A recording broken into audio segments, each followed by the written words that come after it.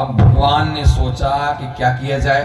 अगर मैं रुक्मणी की तरफ बोलता हूं तो बलराम दादा नाराज होंगे कि तू अपनी पत्नी की तरफ जा रहा है, और अगर मैं बलराम दादा की तरफ बोलता हूं तो मेरी पत्नी नाराज हो रही।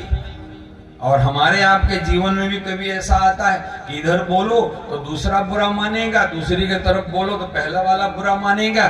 तो भगवान ने उस समय एक युक्ति लगाई। भगवान ने कहा ना इधर बोलो ना उधर बोलो, चुप हो जाओ।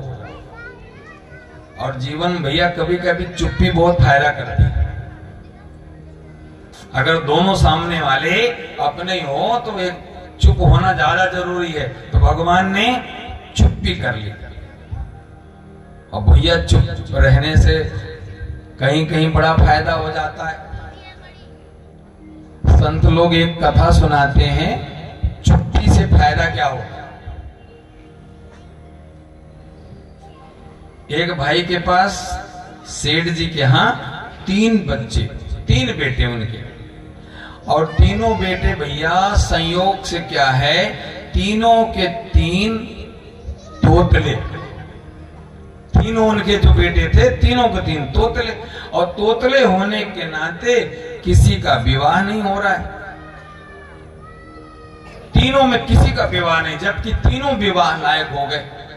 तो सेठ ने सोचा कि तीनों का विवाह अगर एक साथ बन जाए तो बहुत अच्छा है।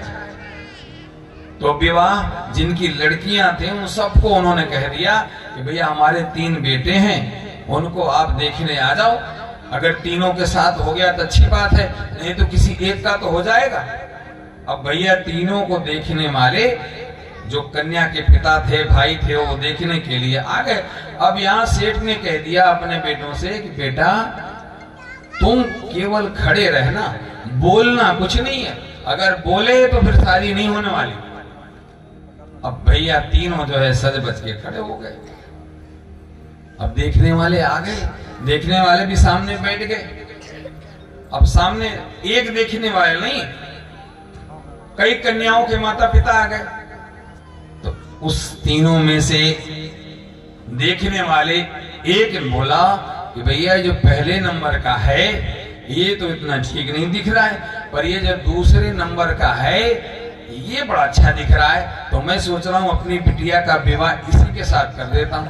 तब तक दूसरी बेटी का बाप बैठा था, बोले भाई साहब आप इसके साथ विवाह मत करो, ये लड़का हमको अच्छा लग रहा है, मैं सोच रहा हूँ कि इसके साथ मैं अपनी बेटी का विवाह कर दूं।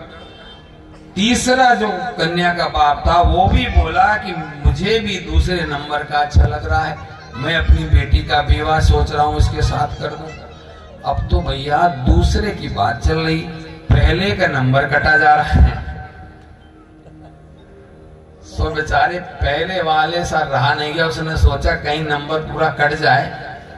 सो पहले वाले ने बोल दिया कि अभी तुम मुझे क्या देते हो, अभी तो मैं टन्नन मन्नन लगा लूं तब डेट हो। तो देखने वाले ने बोला भैया ये तो तोतला दिख रहा है, ये तो तोतले लोग हैं, तोतलों से लगता हमको बिठा दिया गया है।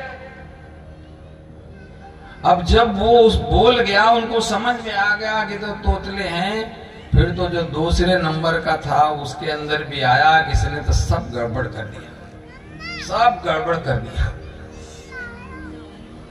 इतने में क्या हुआ भैया, सामने रसोई घर था, रसोई घर में एक आटे की पूरी, 1 कुंटल की बोरी रखी थी। इतने में देखते ही देखते एक पुतिया जो है आटा खाने लग गई। अब तीनों देख तो रहे हैं, और तीनों में से जो बीच वाला है जिस पर बात चल रही थी वो दूसरे वाले को इशारा कर रहा है पीछे देख ले। लेकिन अब उस समय तो सारे टेंशन में है, पहले वाला तो पूरा टेंशन में आई था, दूसरा भी टेंशन में था कि भाई बात तो खुली गई है। अब दूसरा वाला बार बार इशारा कर रहा है लेकिन वो समझ नहीं पा रहा है, समझता भी क्यों। अब फिर उससे नहीं रहा गया, तो दूसरे वाला ने बोला अरे टुटर टुटिया तू नहीं टाट,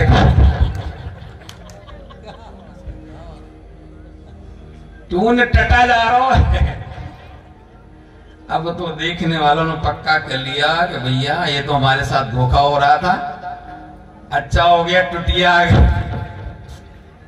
टुटिया आ गई तो सब समझ में आ गया कि ये तोतले लोग हैं। इतने में तो सेठ जी अंदर आया। सेठ तो उस समय था नहीं, वो तो समझा गया था, बोलना नहीं। सेठ जी अंदर आए, जो तीसरा था वो तो भर गया था, अब इन्होंने सब कर ही दिया। सो पिताजी नजदीक आए तो तीसरे ने कहा पिटाडी पिटाडी अब डुल डोबर हो गया। इन सबने सारा गुड़ गोबर कर दिया। सब बोल के अगर ये मौन रहते तो काम हो जाता। तो कभी कभी मेरा कहना है कि मौन में भी लाभ होता।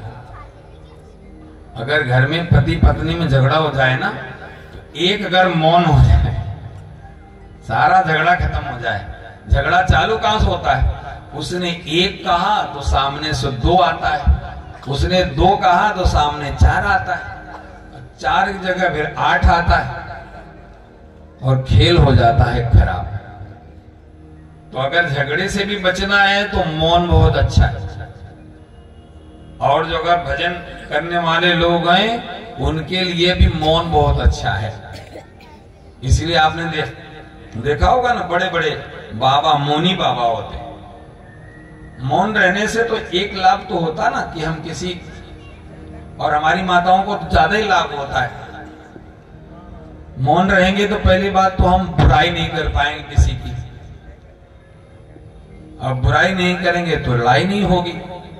तो हमारे आपके जीवन में शास्त्र भी कहता है कि हम उतना बोलें जितने की जरूरत हो। और कभी कोई झगड़ा हो रहा है, एक तरफ कोई मौन हो गया तो झगड़ा स्वतः बंद हो जाता है। तो जीवन में कभी कभी मौन बहुत जरूरी है। तो भगवान यहाँ मौन हो गए, न तो उन्होंने रुक्मणी का साथ दिया और न ही बलराम दादा का साथ दिया। फिर विवाह करके सीधे द्वारिका लौट आए। और भगवान की इन्हीं पुत्र अनिरुद्ध का एक विवाह बाणासुर की बेटी उषा के साथ। और ये बाणासुर भगवान शंकर का परम भक्त था।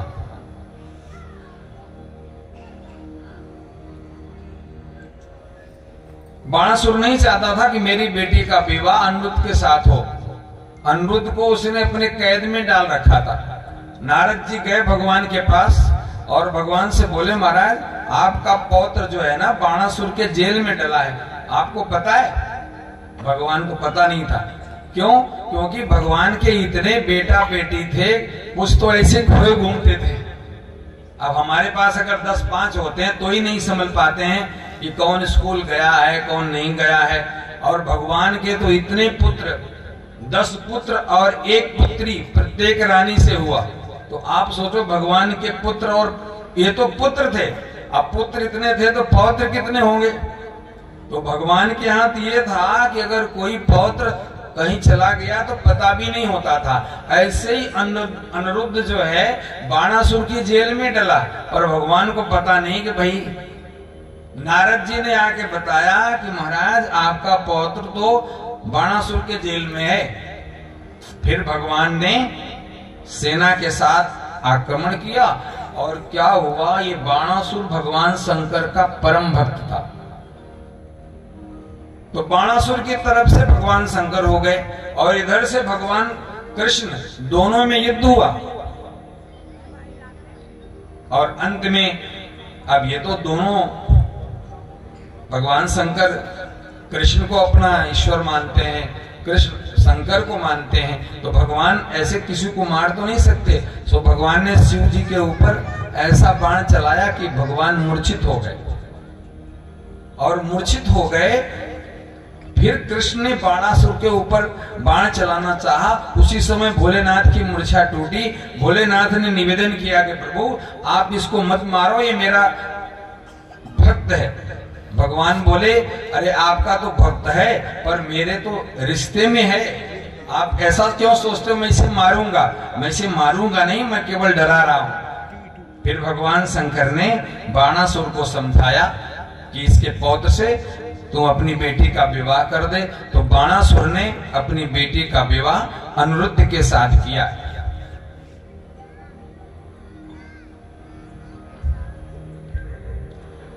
तो भगवान का सुंदर परिवार चल रहा है।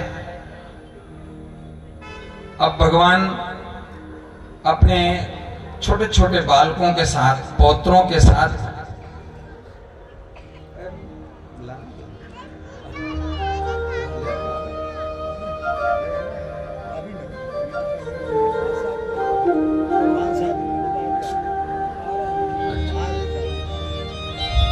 भगवान अपने छोटे छोटे पौत्रों के साथ उपवन में उनको लेकर खेलने गए। छोटे छोटे बालक उपवन में खेल रहे थे छोटे गेंद के साथ। खेलते खेलते वो गेंद एक कुएं में जाकर गिर गया। छोटे छोटे बालक उस गेंद को निकालना चाह रहे थे पर निकले नहीं। तो भगवान के पास आए और भगवान से निवेदन किया कि आप वो हमारी गेंद निकाल दो। और छोटे छोटे के बालकों ने कहा कि हम गेंद निकालने गए थे तो उसमें एक बहुत बड़ा गिरगिट पड़ा है, तो आप गिरगिट भी निकाल दो और गेंद भी निकाल दो। भगवान कुएं के पास गए, गेंद निकाली और गिरगिट को निकालकर बाहर किया। इतने में ही उस गिरगिट से एक दिव्य पुरुष प्रकट हो गया। भगवान ने पूछा कि भैया तुम कौन हो? तो वो दिव्य पुरुष बोला, नृगो नाम नरेंद्रो। वो दिव्य पुरुष बोला कि मैं पूर्व में नृग नाम का राजा था। नृगो नाम नरेंद्रो हम इक्ष्वाकु तनया। अब ख्यातिश्वा कहता है कि मैं इक्ष्वाकु वंश में नृग नाम का राजा था। और फिर ये भी कहता है कि महाराज अगर आपने दानियों का नाम सुना होगा ना तो मेरा नाम जरूर सुना होगा। मैं नृग नाम का राजा था। अगर आपने दानियों का नाम, गाय के दानियों का नाम सुना होगा उसमें हमारा नाम जरूर होगा। भगवान सोचते हैं कि देखो दान कब का किया होगा लेकिन इसको दान का अहंकार अभी भी है। बोल रहा है अगर दानियों का नाम सुना होगा तो उसमें मेरा भी नाम हुआ। तो भगवान ने कहा भैया हमारे यहाँ तो एक गाय को दान दे दो इतना पुण्य मिलता है, और तू कह रहा है कि मैं गायों का दान देने वाला कैसा बड़ा दानी। और ये भी कहता है भगवान से कि भगवान मैं इतना बड़ा गाय का दानी था कि ये पृथ्वी के जो कण है ना उसको तो गिन सकते हैं, आकाश में जितने तारे हैं उनको भी गिन सकते हैं, लेकिन हमने इतनी गायों का दान किया तो उनको गिन नहीं सकते। भगवान को और आश्चर्य हो गया। भगवान ने कहा भैया अगर एक दो गाय दान कर दो उसका भी इतना पुण्य होता है, तो तुमने इतनी गायों का दान करने के बाद ये गिरगिट कैसे बन गए? इतने गायों का दान किया और फिर आके गिरगिट बनकर इस कुएं में कैसे पड़े? तो उन्होंने कथा सुनाई कि मैं जब राजा था रोज हजारों गायों का दान करता था। एक दिन क्या हुआ, मैंने एक गाय का दान एक ब्राह्मण देवता को किया। वो ब्राह्मण देवता उस गाय को ले गए और अपने घर पर बांध दिया। संयोग से क्या हुआ, वो गाय रात को खूंटा तोड़कर फिर हमारे खिड़क में आ गई, हमारी गौशाला में आ गई। और मैंने क्या हुआ कि दूसरे दिन वही गाय किसी दूसरे ब्राह्मण को दान कर दिया। अब वो ब्राह्मण उस गाय को लेकर जा रहा था अपने घर, और वो पहला वाला ब्राह्मण जो था वो अपनी गाय को ढूंढता हुआ आ रहा था। दोनों रास्ते में मिल गए। एक ब्राह्मण ने कहा ये तो हमारी गाय है, कल राजा ने हमको दान दिया था, ये तो हमारी गाय है, आप हमको ये हमारी गाय दो। दूसरा ब्राह्मण बोला कि अभी मैं आ रहा हूं राजा के पास से और राजा ने ये हमको दान किया है। अब दोनों ब्राह्मणों में लड़ाई होने लगी। वो कहता है ये हमारी गाय है और दूसरा ब्राह्मण कहता है हमारी गाय है। अब दोनों में झगड़ा हुआ तो ब्राह्मणों ने कहा कि ऐसा करो चलो राजा के पास। अब राजा ही बताएगा कि एक गाय का दान दो ब्राह्मणों क्यों कर दिया। दोनों ब्राह्मण गाय को लेकर पहुंचे और नृग नाम का जो राजा था उसके सामने बोले, महाराज आपने एक ही गाय का दान 2 स्थान पर कैसे कर दिया? 2 ब्राह्मणों को कैसे कर दिया? पहला वाला ब्राह्मण बोला ये गाय हमारी है, दूसरा बोला नहीं महाराज ये गाय हमारी है, आपने कल हमको दान किया था। अब राजा ने कहा कि भैया गलती के कारण ये गाय हमने दूसरे ब्राह्मण को दे दिया। अब राजा ने कहा कि महाराज ऐसा कर लो, एक ब्राह्मण इसको ले जाए और दूसरा ब्राह्मण, एक नहीं हम उसे 10 गाय का दान करते हैं। लेकिन भैया ब्राह्मण उन्होंने कहा नहीं हम तो यही गाय लेंगे। पहले वाले ब्राह्मण ने कहा भी यही गाय चाहिए, दूसरे ने भी यही कहा। अब वो तैयार नहीं दूसरी गाय लेने के लिए। फिर ब्राह्मण क्रोधित होके नृग राजा को श्राप दे दिया कि राजन तुम बात पर बात बदल रहे हो, कभी एक गाय इस ब्राह्मण को, कभी वही गाय दूसरे ब्राह्मण को, बार बार गिरगिट की तरह रंग बदल रहे हो, जाओ तुम गिरगिट हो जाओ। तो भैया उनके श्राप के कारण मैं गिरगिट बना और फिर मैंने उनसे हाथ जोड़कर निवेदन भी किया कि महाराज हमारा क्या दोष है, हम तो केवल न जानकारी के नाते 2 जगह आपको दान कर दिया, मेरा तो कोई दोष नहीं है। पर ब्राह्मणों ने श्राप दे दिया था, सो श्राप के अनुसार उसे गिरगिट तो बनना था। फिर ब्राह्मणों ने आशीर्वाद दे दिया कि तुम गिरगिट तो बनोगे, लेकिन जब भगवान कृष्ण का अवतार होगा उनके हाथ से तुम्हारी मुक्ति होगी। तो आज वो दिव्य पुरुष कहता है कि प्रभु आपके स्पर्श से मेरी मुक्ति हो गई। और वो दिव्य पुरुष भगवान के सामने प्रार्थना करता है।